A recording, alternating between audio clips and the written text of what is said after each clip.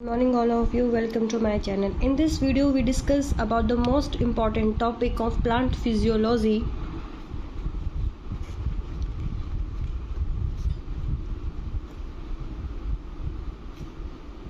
secondary metabolites. आपने अब तक सेकेंडरी मेटाबोलाइट्स के बारे में सुना होगा, प्लांट उसको रिलीज़ करते हैं, प्लांट उसको क्या करते हैं, रिलीज़ करते हैं। बट सेकेंडरी मेटाबोलाइट्स हैं क्या? फर्स्ट पॉइंट है दे आर वोलेटाइल कंपाउंड। ये क्या है? एक वोलेटाइल कंपाउंड है।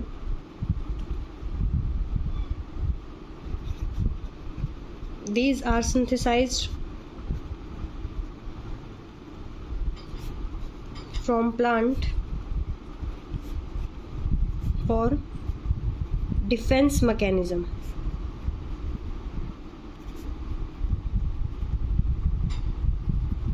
ठीक है, डिफेंस मैकेनिज्म के लिए प्लांट सेकेंडरी मेटाबोलाइट्स को रिलीज करता है। सेकेंडरी मेटाबोलाइट्स के अंडर हमारे हार्मोन्स भी इंक्लूड होते हैं। इंक्लूड्स hormone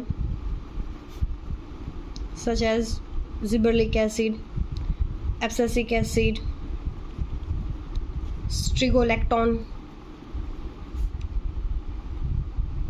और cytokinin. These hormones are secondary metabolites. ये सारे के सारे जो हॉर्मोन्स हैं ये सेकेंडरी मेटाबोलाइट्स हैं, but act as primary metabolites. But act कैसे करते हैं? प्राइमरी मेटाबोलाइट्स की तरह ये एक्ट करते हैं। सेकेंडरी मेटाबोलाइट्स 4 टाइप के होते हैं। 4 type show. First terpene, second alkaloids, third है glycosides and the fourth one is phenol. These 4 secondary metabolites are most important thing. Alkaloids and glycosides are nitrogen containing compound. Alkaloids और ग्लाइकोसाइलाइड्स के पास nitrogen containing compound होते हैं।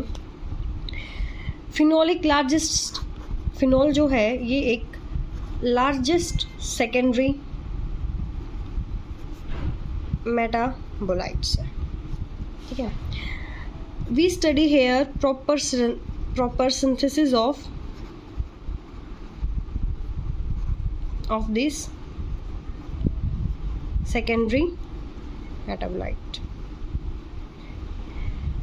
इन metabolites की जो synthesis है ना वो बहुत इंपॉर्टेंट है। CSR नेट से जो क्वेश्चनिंग आती है वो इनकी सिंथेसिस पे आती है। ठीक है, तो 1 बाय 1 हम उसके बारे में स्टडी करते हैं। First we study terpene. Terpene होता क्या है? They are hydrocarbon chain. ये एक हाइड्रोकार्बन की चेन है। जो टर्पीन की जो बेसिक यूनिट है उसको आप बोलते हो आइसोफिनाइल। आइसोफिनाइल एक 5 कार्बन कंपाउंड है। ठीक है,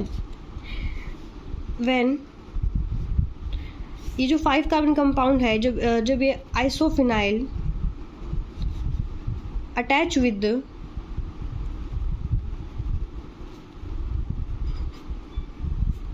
one more isophenyl, then monoterpene form. Look at this. मैंने बोला कि जो एक आइसोफिनाइल है, एक जो बेसिक यूनिट है टर्पीन की, वो 5 कार्बन कंपाउंड से बनी है। मैंने बोला एक और हमने एक और आइसोफिनाइल ऐड कर दिया, मीन्स 5 कार्बन कंपाउंड टोटल हो गए 10 कार्बन कंपाउंड, और इस 10 कार्बन कंपाउंड को आप बोलते हो मोनोटर्पीन। क्या बोलते हो? मोनोटर्पीन। 15 कार्बन कंपाउंड को आप बोल सकते हो सिस्क्यूनोटर्पीन। 20 कार्बन कंपाउंड को बोल सकते हो डाई टर्पीन, 30 कार्बन कंपाउंड को बोल सकते हो टेट्रा टर्पीन। ठीक है, आपको अभी मैंने आपको एक चीज़ बताई थी कि ये जितने भी हमारे जो जिबरेलिक एसिड्स हैं या साइटोकाइनिन हैं वो हमारे सेकेंडरी मेटाबोलाइट्स हैं, बट वो एक्ट करते हैं एज ए प्राइमरी मेटाबोलाइट्स। तो आपको मोनोट्रोपिन्स का एग्जांपल पता होना चाहिए। एक होता है 40 कार्बन चेन, इसे आप बोल सकते हो अबव 40 कार्बन चेन को आप बोल सकते हो पॉलीटर्पिन। मोस्ट इंपॉर्टेंट है आपको इनके एग्जाम्पल पता होने चाहिए। पॉलीटर्पिन के जो एग्जाम्पल हैं वो है रबर, गुड, और मोस्ट इम्पॉर्टेंट डोलिकॉल। अगर आपने मेरी प्रीवियस वीडियो देखी होगी तो आपको पता होगा कि डोलिकॉल क्या है। जब हम सेल सिग्नलिंग स्टडी कर रहे थे, आरटीके पाथवे पढ़ रहे, तो हमने वहाँ पे कार्बोहाइड्रेट को ग्लाइकोसाइलेशन किया था। कार्बोहाइड्रेट ग्लाइकोसाइलेशन किया था, वहाँ पे डोलिकॉल का यूज़ किया गया था। ठीक है, हमारा जो डाइट्रोपिन का एग्जांपल है जिबरेलिक एसिड, ये मोस्ट इंपॉर्टेंट है यहाँ से कि भी जो हमारा जिबरेलिक एसिड है वो कौन से ट्रोपिन से है, वो डाइट्रोपिन का एग्जांपल है। ठीक है, मोनोट्रोपिन का एग्जांपल होता है पाइथ्रॉइड। क्या है? पाइथ्रॉइड। ओके,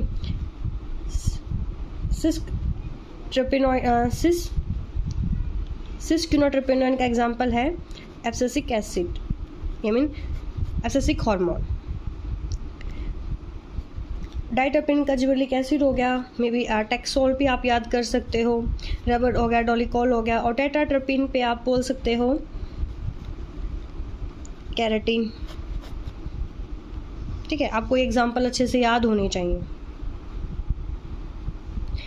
अब हम पढ़ते नाउ बायोसिंथेसिस। क्या करेंगे? बायोसिंथेसिस। बायोसिंथेसिस कैसे होती है? Biosynthesis of terpene. Biosynthesis of terpene 2 type से की जाती है। एक होता है MAV मेलवॉनिक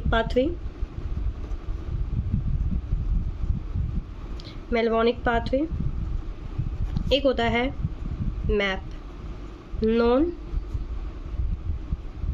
मेवलॉनिक पाथवे। ये जो पाथवे है ये परफॉर्म होता है क्लोरोप्लास्ट और मे बी अ प्लास्टिड, और ये मेलोनिक पाथवे परफॉर्म होता है साइटोसोल और मे बी ER मेम्ब्रेन।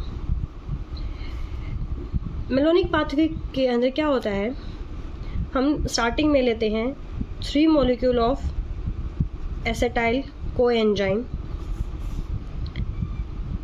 इससे हम क्या बनाएंगे? मेलवॉनिक एसिड बनाएंगे, और इस मेलवॉनिक एसिड से हम CO2 डिकार्बोक्सिलेशन रिमूव करेंगे, H2O डिहाइड्रेशन रिमूव करेंगे, और ऐड करेंगे 3 ATP। इस स्टेप को आप बोलते हो पायरोफॉस्फेटेज। इसको आप क्या बोलते हो? पायरोफॉस्फाइलेशन। ये की स्टेप है। इस स्टेप में आपने क्या किया? डिकार्बोक्सिलेशन किया, डिहाइड्रेशन किया, और ऐड किया हमने 3 ATP, और हमारा एक कंपाउंड बना IPP।